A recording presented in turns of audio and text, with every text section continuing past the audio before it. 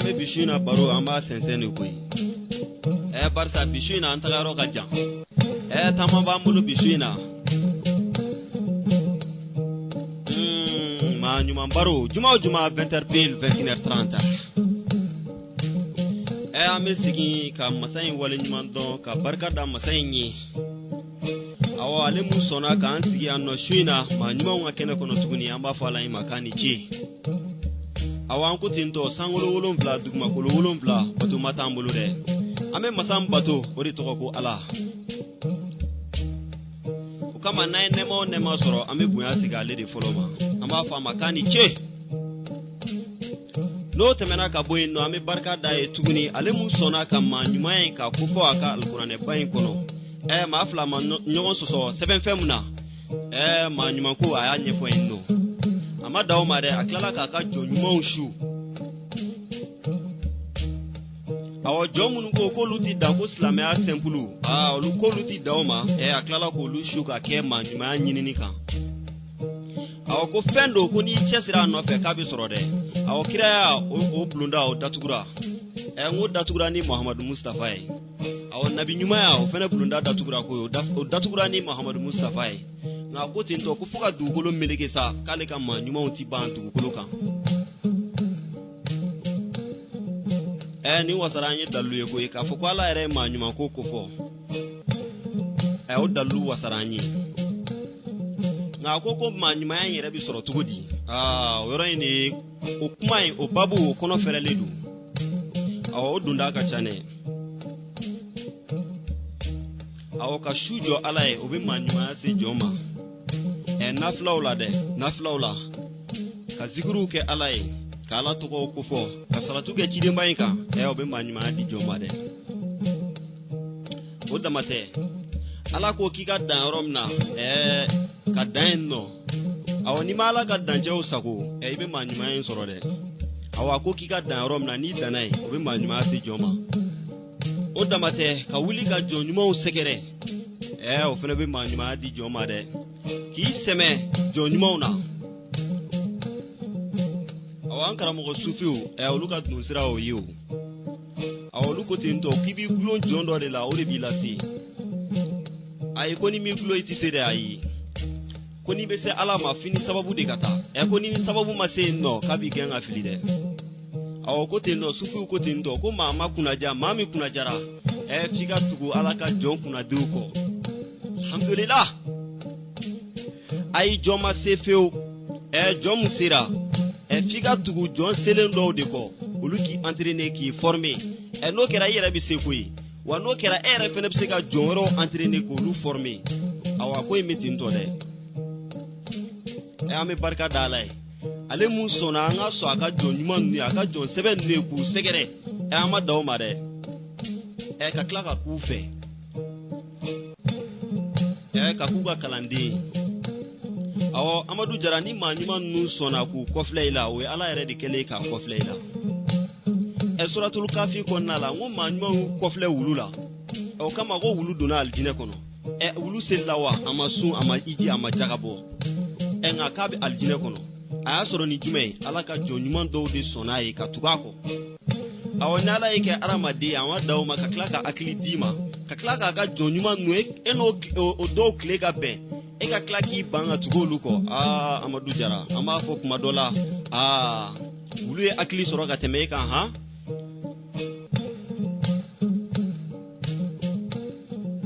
ame masayin tanu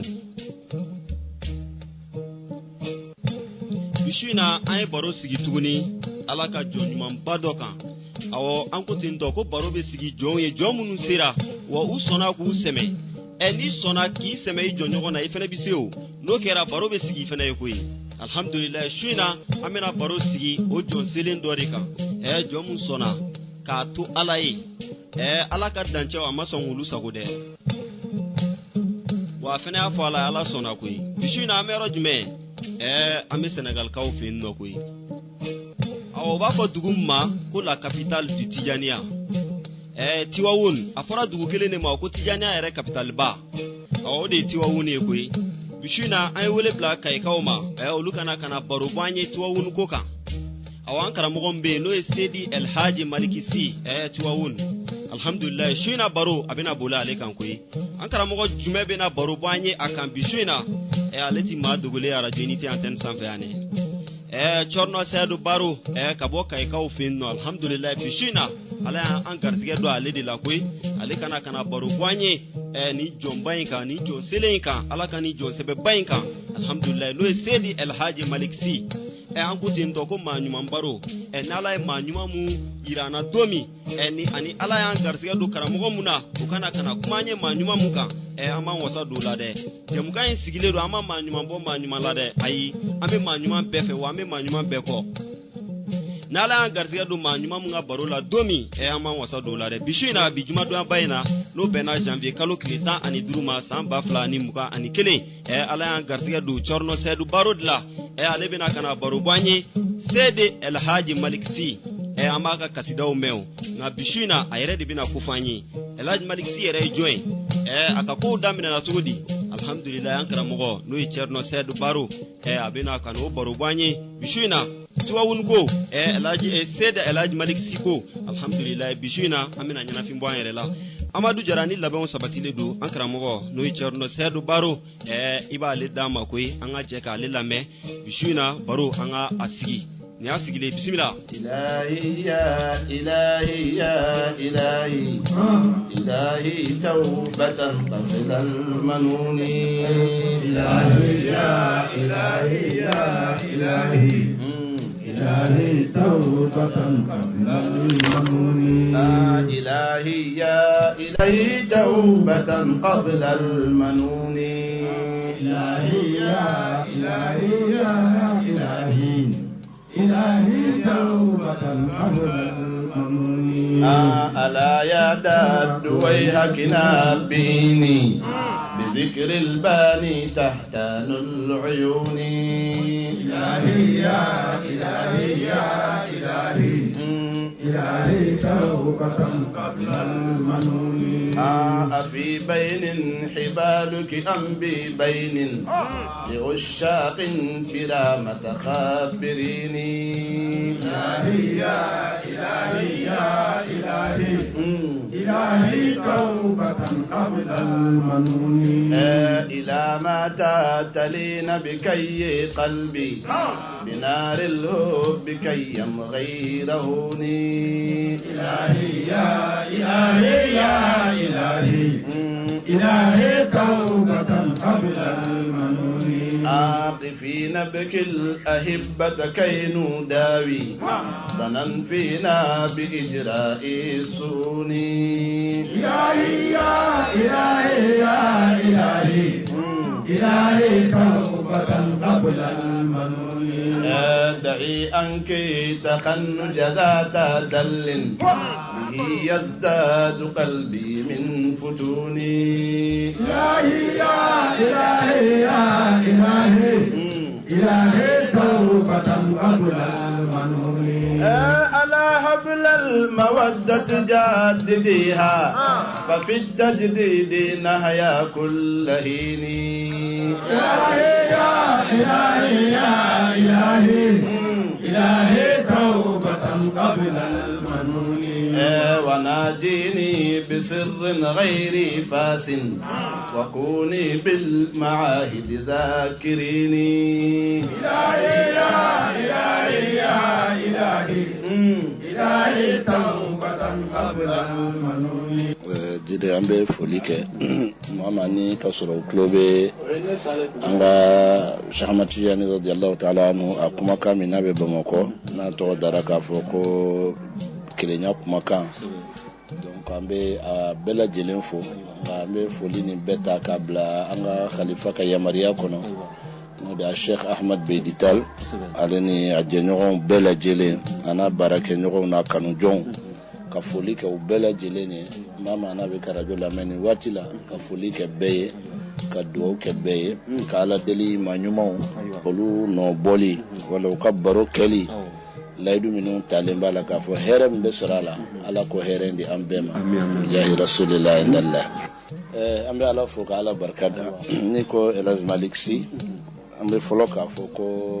diinɛ karamɔgɔ don alquran la kalana do fiqh la kalana do islamiyya donu bɛɛ la karana do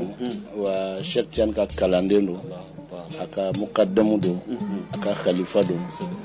a ka danayama do minnu n'u ye kalandenw caman dusukun dilan k'u se Ala ma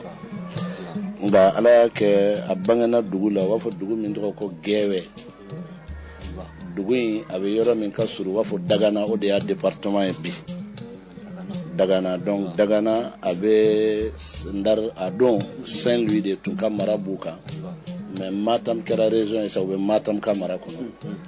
ni mɔgɔ min bɛ Futa tɔɔrɔ dɔn o bɛ laban duguba min na yanni ka se Lissa Toll o de ye Dagana ye Gɛwɛ bɛ yen kɛrɛfɛ Sidi Hadj Malick Sy a bangena o dugu in na 1855 o de ka ca riwayaw la sɛbɛnnikɛla dɔ b'a fɔ 58 nka min ka kɛnɛ ni a yɛrɛ mɔdenkɛ y'o kɛnɛya o ye 1855 a bangena o de la Gɛwɛ dugu in kɔnɔ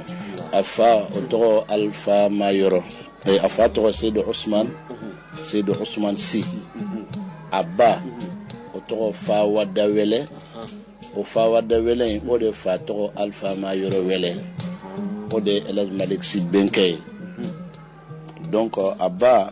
an ye min fɔ Fa Wada Wele in o fa n'o ye Alpha Mayoro Wele o ye Cheikh Umar Fouti ka mukaddamu de ye donc an bɛ kuma in fɔli daminɛ ni ba in ye ka fa ka kuma k'a kɔnɔ komi ale fa ka histoire a lɔnbagaw man ca wa fa fana lasili dugu dɔ bɛ Senegal bundu kɔnɔ ko Sendebu fa in mɔkɛw bɔra yen nka olu bɔra yen nɔ u lasili fana bɔra Melgare ka sigi Sendebu ka sɔrɔ bon fa ka taga cogo tɛ ko an bɛ El Hadj Malick Sy de ta in nɔfɛ donc an karamɔgɔ Sidi Hadj Malick Sy yɛrɛ a ba Fa Wada Wele o fa n'o ye Alpha Mayoro Wele ye n'o ye Fa Wada Wele kɔrɔcɛ donc Fa Wada Wele in a n'a kɔrɔkɛ kelen min n'a n'o bɛ ba la o de ye Alpha Mayoro Wele ye o ye El Hadj Malick Sy benkɛ ye bon Ala y'a kɛ u fa o tun ye karamɔgɔba ye a fatulen a ye denmuso kelen ani dencɛ kelen a ye olu de to maintenant Cheikh Umar radiyallahu ta'ala anhu tuma min a wulila ka tagama la jihadi tagama in a ye wele da Futa ko Futakaw ka fara ɲɔgɔn kan u ka na u ka taa diinɛ lase donc maa minnu kan ka taa caman y'i labɛn Alpha Mayoro Wele ale y'i labɛn k'a bɛ taa u fila de bɛ fa la ale ni Fa Wada bani fa donc fa fatura a ma mɛn balimamuso in tun ye nin yɔrɔ min sɔrɔ fa ka tiɲɛ la a fana y'a ɲini balimakɛ fɛ ko k'a makɔnɔ dɔɔni a y'a san ɲɔ la ka ɲɔ in tugu k'a kɛ basi ye basi jalan na bɛn fo ka ban a y'a di balimakɛ ma a ko nin hakɛ y'i ta ye a ko mɛ nin tɔ in n bɛ fɛ i ka taa di Ala ka waliju in ma n'o ye Cheikh Umar ye k'a k'a yɛrɛ ma dɛmɛ n'a ye komi muso tɛ taa jihadi la nka i b'a fɔ a ka duwawu kɛ ni Ala ye ne kɛ n sɔn sago la ko n ye den cɛman sɔrɔ f'a sera taga ye o den in b'a sɔrɔ yen a ye nin fɔ balimakɛ ye bon Ala y'a kɛ balimakɛ yɛrɛ ye Cheikh Umar sɔrɔ Bakel de a nana Cheikh Umar sɔrɔ Bakel a ye balimamuso ka ci fɔ Cheikh Umar ye basi minɛ kabako ye min ye a y'a tila kɛlɛbolo in bɛɛ ye do sɔrɔ a la kɛlɛbolo bɛɛ a ko balimakɛ ma ko e ka taa so a ko Futa tɛ ɲa ne ni e fila kɔ n'a ma ɲa ne bɛ taa e ka taa silamɛdenw kalan wa an ma i balimamuso in a ye min fɔ n ye sisan Ala ka hadara kumana fɛ ko Ala ye duwawu jaabi ko duwawu jaabira awɔ a bɛna den min sɔrɔ o tɛ mɔgɔw kɛlɛ dɛ n'a kumana u bɛ sɔn nka aw kana di cɛ min bɛ bɔ dugu in kɔnɔ ne b'o de fɔ aw ye Ala y'a kɛ balimakɛ seginna a nana ani balimamuso sigira o b'o la fo Ala ka waliju dɔ ale tun bɛ taga a bɛ u b'a fɔ ko siyaha o ye sufi karamɔgɔw tun ka baara ye u bɛ wuli ka taa hadamadenw diinɛ yɔrɔ minnu ferekelen don k'u bɔ ferekelen diinɛ tɛ yɔrɔ min ka diinɛ don ye nka o b'a tɛrɛ foyi t'u bolo u bɛ taa dɔrɔn u bololakolo u tɛ taa bi mɔgɔ kan wala u bɛ taa ten tɔ donc ala ko Sidi Usman Si ale kun ka baara y'o ye ale na n'o ka dugu la n'o de ye Gɛwɛ nin ye a nana Gɛwɛ kuma ma sigira a jiginna misiri la a bɛ tobili k'a yɛrɛ ye a b'a ka fini ko a yɛrɛ ye Alpha Mayoro wɛrɛ de ye alimami ye o nana ye k'a dɔn dɔɔnikɛla don o y'a ɲini k'a gɛrɛ a yɛrɛ la walasa ka nafa sɔrɔ a la o kɔnɔna na a y'o balimamuso in ye a diyara ye a y'a ɲini alimami fɛ k'a fɔ balimamuso a bɛ fɛ k'a furu komi y'an sigiri latigɛla ma donc a y'a furu o de la waati sera ala ka yamaruya nana ale ma k'a ka continuer a ka tagama la a tagatɔ a ye lettre sɛbɛn k'a bila enveloppe kɔnɔ k'a datugu a y'a di alimami ma a ko i balimamuso i bɛ nin lettre mara fo ni ala y'a kɛ don min a y'a yɛrɛ masɔrɔ i bɛ lettre dayɛlɛ n'i ye min sɔrɔ a kɔnɔ o ye n ka yamaruya ye ale taara ala y'a kɛ a ma segin ka na tugun ale ma na tugun a ma segin tugun fo balimamuso nana jigin a sɔrɔla dencɛ ye donc alimami Alpha Mayoro wɛlɛ a taara enveloppe dayɛlɛ a y'a sɔrɔ min sɛbɛnnen b'a kɔnɔ ala tanunen kɔfɛ ani ka seli ci b'a la k'ala ka diɲɛ kɛ Cheikh Tidiane ka dɔrɔn a ko Alpha Mayoro i balimamuso la jɔlen don a bɛ na den mun bange cɛ de don a ko den fasammaytuhu malikan liyakuna malika maktabati ni lettre in sɛbɛnna ka sɔrɔ ayi muso ma jigin awɔ a ko den bɛna kɛ cɛ de a ko n'a kɛra cɛ ye n y'a tɔgɔ da ko Malik kɔrɔ ye tigi a ko min bɛ n'a kɛ n ka kitabu tigi ye n kɔfɛ ne den tɔgɔ da Malik donc Elhaji Malick Sy tɔgɔ dara ta de nin de y'a tɔgɔ da cogo ye donc a kuma surunya an b'a fɔ cogo min an bɛ résumeli kɛ donc ala y'a kɛ a ye kalan kun fɔlɔw kɛ bɛnkɛ yɛrɛ bolo n'o Alpha Mayoro wɛlɛ a ye kalan kun fɔlɔw kɛ a tilala ka taa dugu dama na Futa kɔnɔ i n'a fɔ Salle de Tebgout a ye kalan kɛ yen nɔ a ye kalan kɛ yen dafɛ yɔrɔ ninnu kɛ u ka ca dɔɔni donc hakili t'u bɛɛ la sisan o saba ninnu na a ye kalan kɛ olu la mais ala kɛni y'a nɔgɔya ye a sera dɔɔni na joona donc a balimakɛ a bɛnkɛ o de tun ye alimami ye ale fa sigilen tɛ yen donc ale b'a mamala de la bɛnkɛ bɛ commencer ka dɛsɛ kuma min o nana misiri ani lakarani o kow bɛɛ ta k'u kalifa ma bon i yɛrɛ b'a dɔn mamala kow bɛ cogo min kow commencera ka fɛnkɛ dɔɔni donc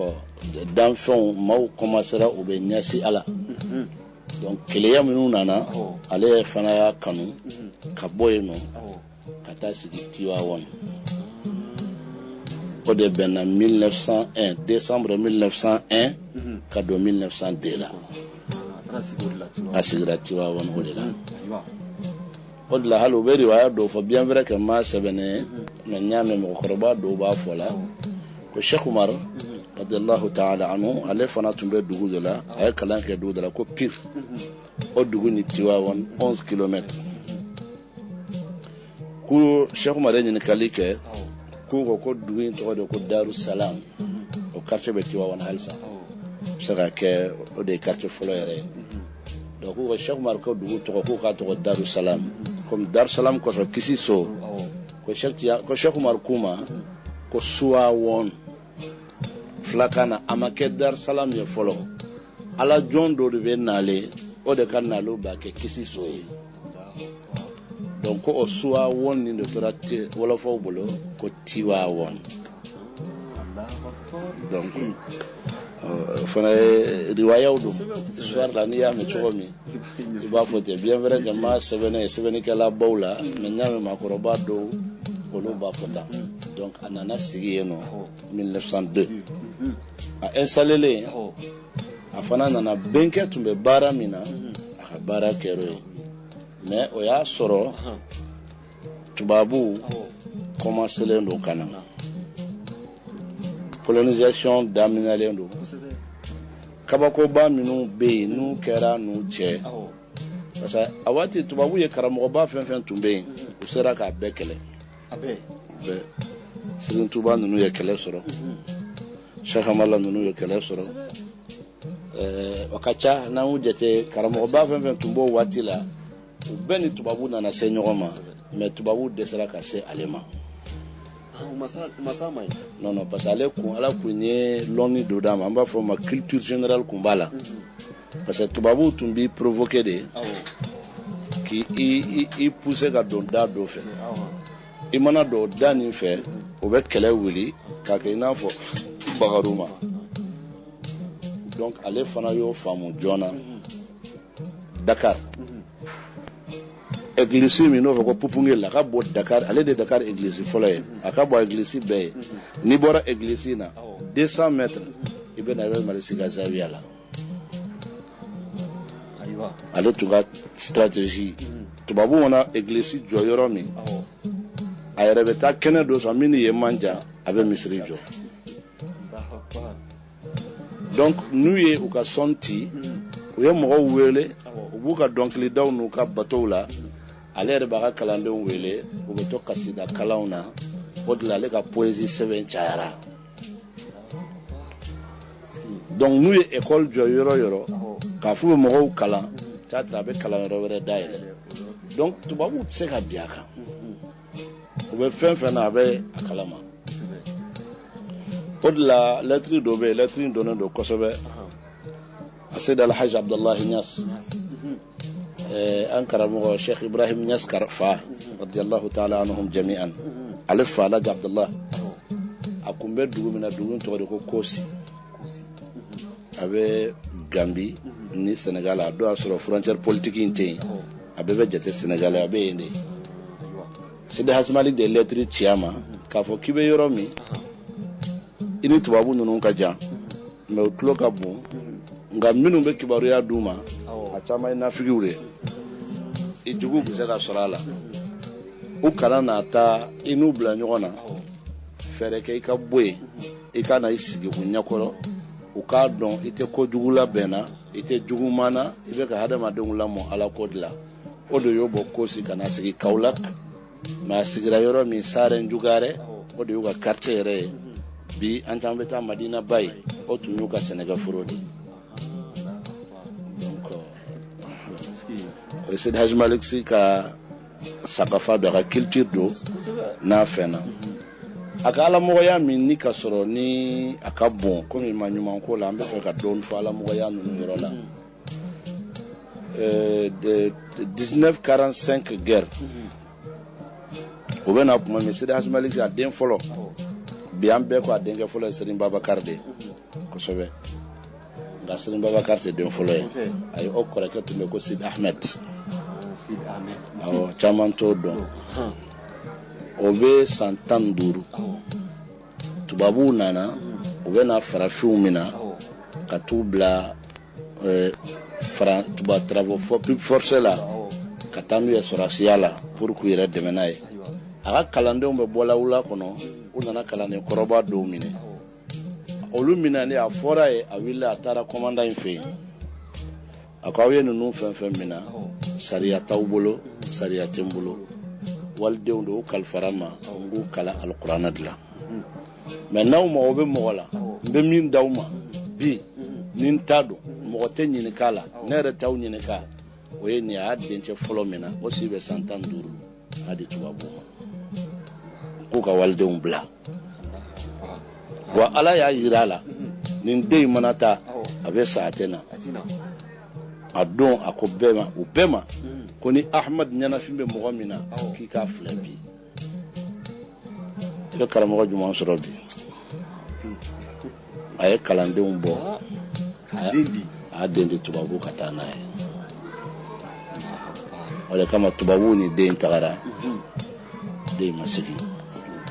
Serigne Babacar dara o de kan o de la ala ye dencɛ 4 d'a ma o den kɔfɛ ka tila k'a si jɔ ka dencɛ 4 bɛɛ baliguya kabako ye min ye ɲɛnamaya laban n'a ye livre sɛbɛn o dencɛ 4 de b'a corriger n'a ɲana a ma ɲa ale y'a den ka fɔlɔ di ala ma a y'a di ka tɔw kuma bɔ n'a ye donc ala ye a sigi Tivaouane 1902 aussi a ye mawludi daminɛ a ye mawludi sigi daminɛ Tivaouane pour que k'a dɔn mawludi tɛ sisan ko ye voilà mun b'a fɛ na 1902 a don bɛɛ a ye mawludi daminɛ a ka sigili la Tivaouane ala y'a kɛ bɛnkɛ in comme n y'a fɔ cogo min o kun bɛ sigilen yɔrɔ min o kun ye wula kɔnɔna ye mais ala nana ale sigi dugu kɔnɔ ani Dakar ye kilo 100 ani kilo 10 ye donc a ɲɛ b'a la tubabuw bɛ ka commencer colonisation daminɛra u bɛ fɛ k'an ka laadaw n'an ka fɛnw yɛlɛma mais ale tɛ fɛ ani tubabuw fana ka baara kɛ a tɛ fɛ k'u to yen u ka fɛn kɛ a ye ala deli ala ka fanga dɔ d'a ma a b'a ruhu dogo fanga min kɔrɔ ka nin fanga in kɛlɛ a y'o kaliwa don a bɛ tila kuma min ala ye dugawu jaabi kɛ LS Nurutal de nana bila a tigɛ kɔnɔ LS Nurutal Cheikh Umar ka mɔden o de la i bɛ LS Nuru bɔnna fɛn fɛn ye ko tijaniya b'u bolo u bɛɛ ka sanadu bɛ tɛmɛ LS Malik Sy la LS Nuru kama de don LS Nuru de don Cɛrɔ Hadi Talɲoro Cɛrɔ Muntaga Dakar Cɛrɔ Bashir Luga n kana jate ye dɔrɔn fo Nigeria Maki Nuru ninnu kelen o kelen n'u ko u b'a fɔ k'u karamɔgɔ ye jɔn ye ka taa se Cheikh Tidiane ma u bɛ LS Malik Sy fa la parce que ale de ye LS Nuru sɔrɔ duwawu la o kɛra a ka kalanden ye wa n'o bɛ ɲɔgɔn ye don min cɛ tɛ se a la farafinna lasarari bolo ma LS Nuru kun sera yɔrɔ la ayi danfɛn tun tɛ se k'i ɲɛs'a la a ka lasarari kun sera yɔrɔ dɔ la waati min n'a b'a ka kɔ yɛrɛ 12 la n'a bɔra a bɛ tagama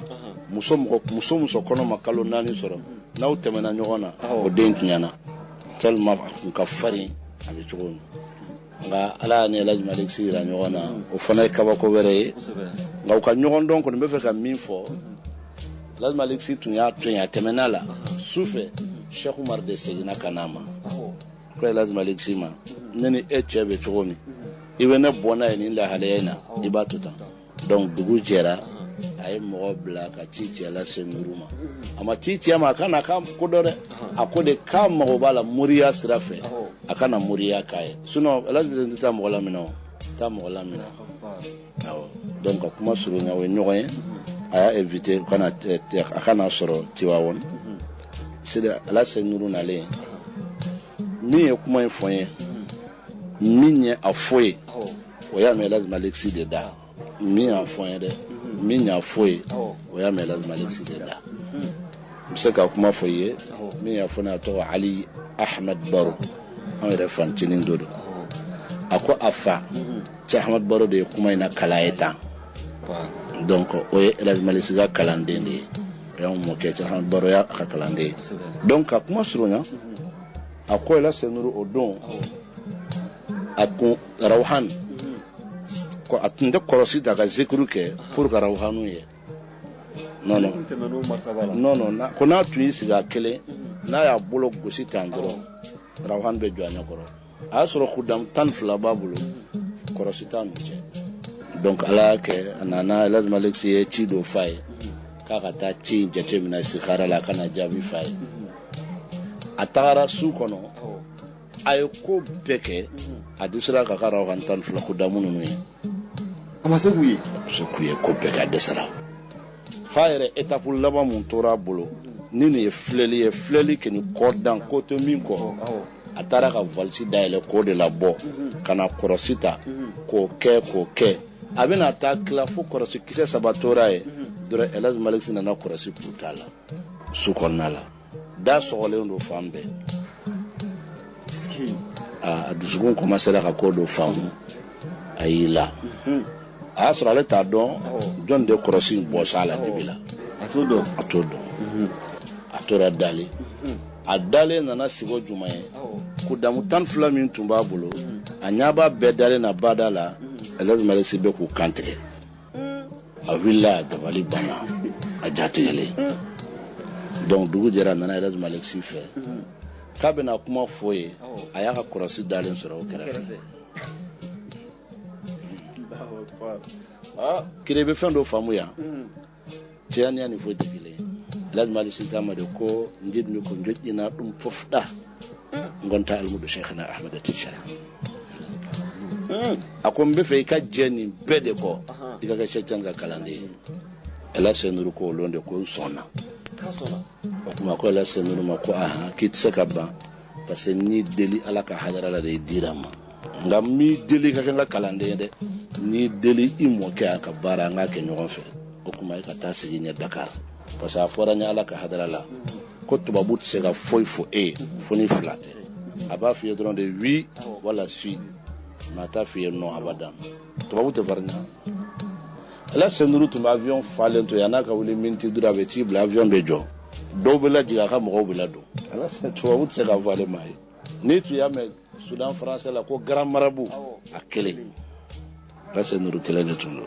donc Alhaji Malick Sy de ala sigi Dakar radiyallahu ta'ala anhu donc ne ala senuru kele de aka kalando me be ka mo fi ne ala senuru kele de me be mi folie o nyogona minu babulo dans itala donc ala ka kanyana maya keni famba la karani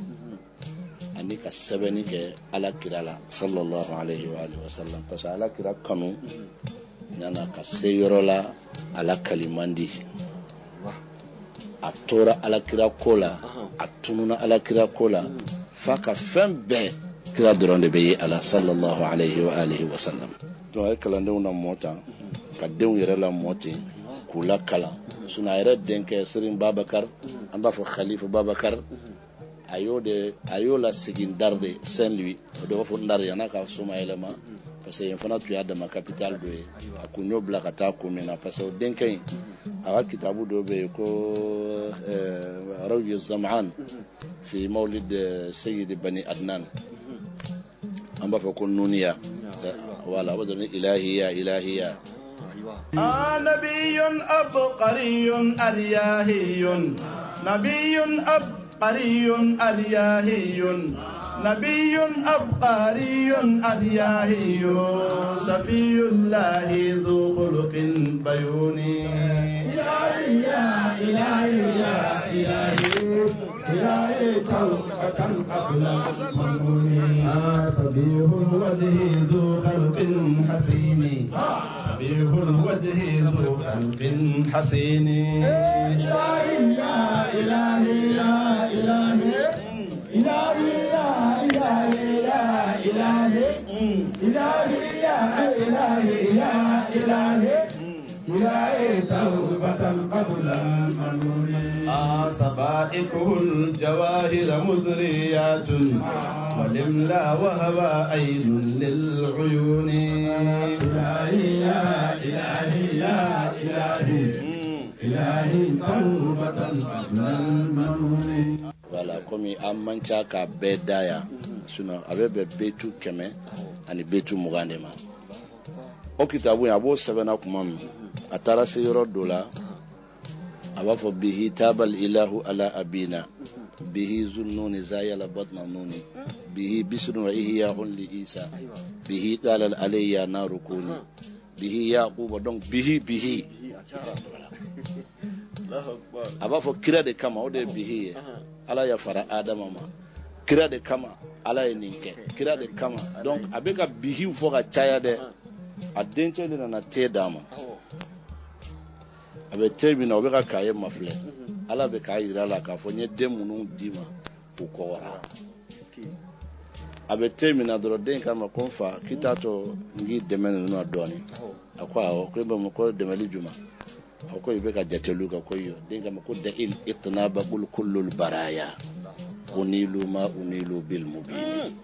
akon fa da il itnaba ako jateli dabla kul kullul baraya afo dan fen be unilu ma unilu bil mubin den ya da tuni ne donc asoro la kata izil ijad wal imdad ay kitabu continue abena betu keme ane betu mugande ma wa hal oyere kemani muga arabukan steven deuna ni ya fara ɲɔgɔn kan u b'a fɔ yakfi kɔrɔ juma ye min bɛ wasakɛ a bɛ bɛn o de ma o de ye kitabu in nɔrɔ bonya a nafa ka bon kuma caman b'a kɔnɔ o y'a ka kitabu kelen a ka kitabu wɛrɛ bɛ yen ko khilaasu zahabi fi sirati khayri al-arab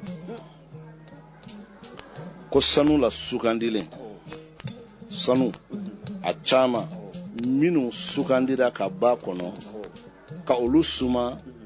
kira ka sira ma sallallahu alayhi wa sallam. Donc a y'o sɛbɛn betu 1000 de b'o la. Donc a y'a sɛbɛn o don k'a ta kabiri kira nɔrɔ gansan o dara cogo min ala fɛ fo ka taa se a fatura don min baara laban min kɛra ni Seydina Bilal de y'o baara kɛ a y'o kitabu in fana bila o kɔnɔ. O kitabu in waliju wɛrɛ de y'o ye fo jamana wɛrɛ ka wuli ka na fo Senegal ka na kuma lase ko ala kira y'a fɔ a ye sallallahu alayhi wa sallam ko ni kitabu in sira so o so kɔnɔ ko n'ale ma si so in kɔnɔ k'a tɛ su mun mɛn k'a ma tɛmɛ siɲɛ kelen. Kitabu in Dieu merci a bɛ san 4 bɔ u ye hali a traduit français la hali n'a maana bɛɛ tɛ na u y'a bayɛlɛma français la ko or pur sur la vie du prophète sallallahu alayhi wa sallam. Donc ni mɔgɔw donna internet la u bɛ se k'a ɲini wala u b'a ye kira de ko cɛ ma k'i b'a fɔ ko kitabu in mana si so o so kɔnɔ hali ni ma se a nɔfɛ n tɛ su mun mɛn kɛ n ma tɛmɛ yen siɲɛ kelen. Kuma tɔgɔ kalanni ma. Donc ala ka hakili ɲuman d'a ma. Donc gire ka kuma surunya Alhaji Malick Sy ala ka denw sɔrɔ a den cɛw bɛnna 4 ma Sidi Ahmed kɔfɛ donc Khalifa Babakar ani Serigne Mansour Sy ani Serigne Hamdoul Habib ani Serigne Abdoul Aziz Dabakh Malik. Donc o de laban fatura 1996 14 septembre. Mais an bɛ ala fo a fɔli tɛ waso ye ala wale ɲuman dɔn le 9 septembre anw bɔra a fɛ le 14 septembre a fatura 96 a bɛnna samedi don ma. Donc o de y'a den laban ye o fatura 96 donc o fatulen kɔ o fana denkɛ kɔrɔkɛ den n'o de ye Khalifa Babakar denkɛ n'o de ye Sidi Mahamadul Mansour Sy o sigira fa in nɔ la o fana ye waati kɛ khalifaya la fo ka taa se 2014 o fatura wala 2015 o fatura. Donc o somalen kɔrɔ kɔfɛ Cheikh Tidiane Sy Maktoum o de sigira nɔrɔ donc 2017 o fatura o kɔfɛ Abdul Aziz Al Amin o sigira donc 2019 o fatura maintenant min bɛ sa Bayisi Mansour o sigira khalifaya la. Donc nin de Tivaouane histoire fitini voilà Alhaji Malick Sy ka ko la voilà n'ala sɔnna jide mashallah. Alhamdulillah Thierno Said Baro alhamdulillah an b'i fo k'i wale ɲuman dɔn nin dakun ɲɛ damadɔ la. An tun bɛ fɛ k'a dɔn Thierno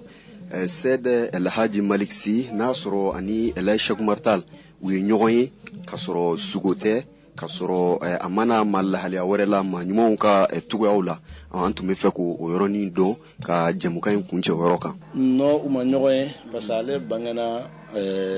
ka san 9 a y'a sɔrɔ ale bangena a y'a sɔrɔ Cheikh Oumar bɛ yan ka ban voilà Cheikh Oumar ka tununi o y'a sɔrɔ ale si bɛ san 9 ale banna voilà ale banna 55 Cheikh Oumar ka disparition kɛra 64 voilà donc san 9 o b'o cɛ mɛ o ma ɲɔgɔn ye farikolo la mais ale yɛrɛ Malick Sy ka kitabu dɔ bɛ yen ko Kifayatur Raghibin fi ma yahdi ila hadrati rabbil alamin.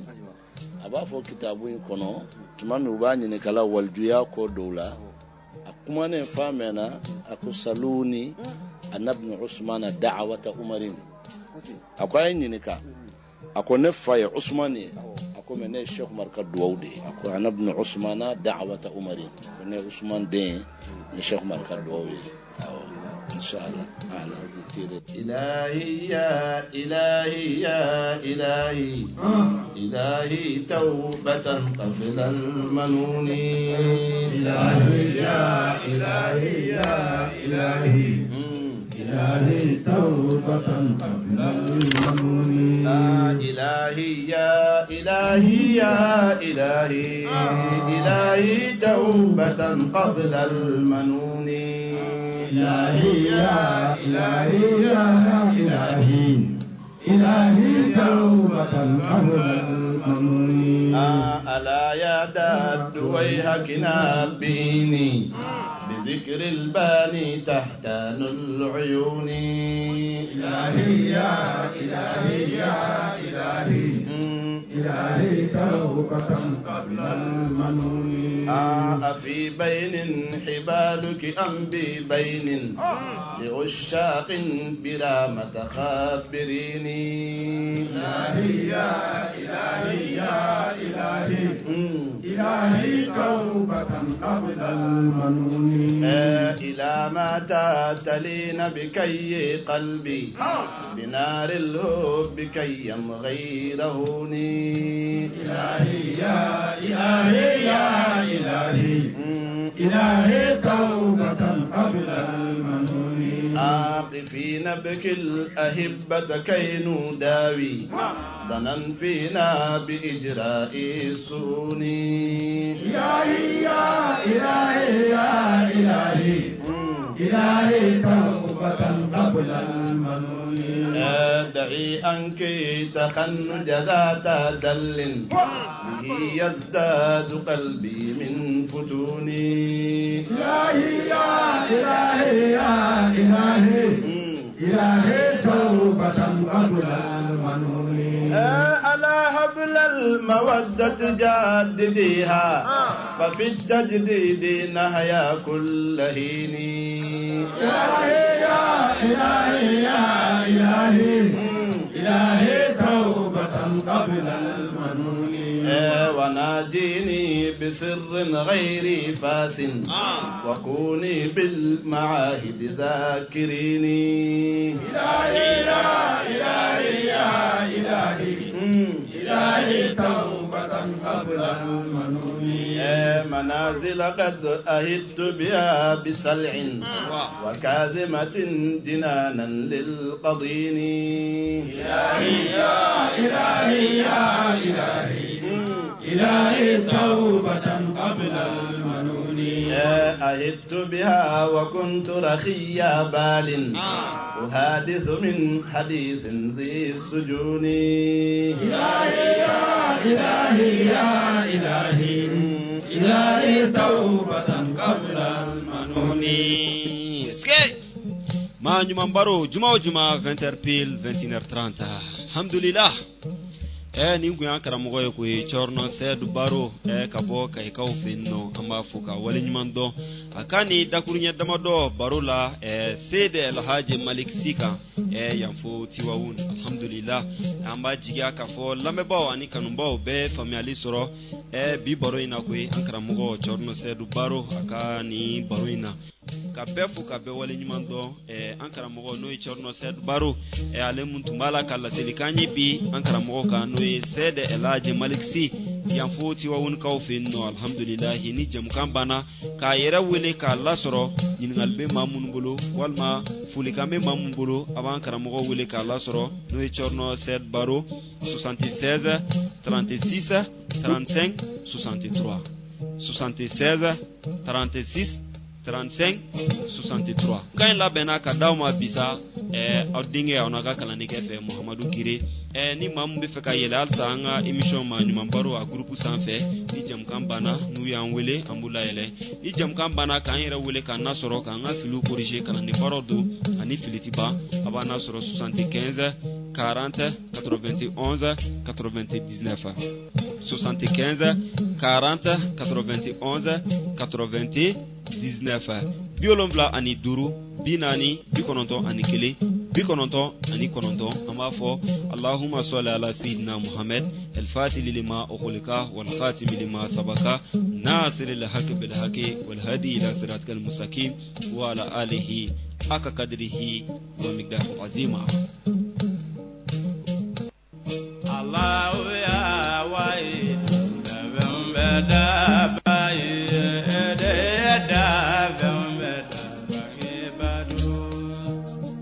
Allah ya wai do da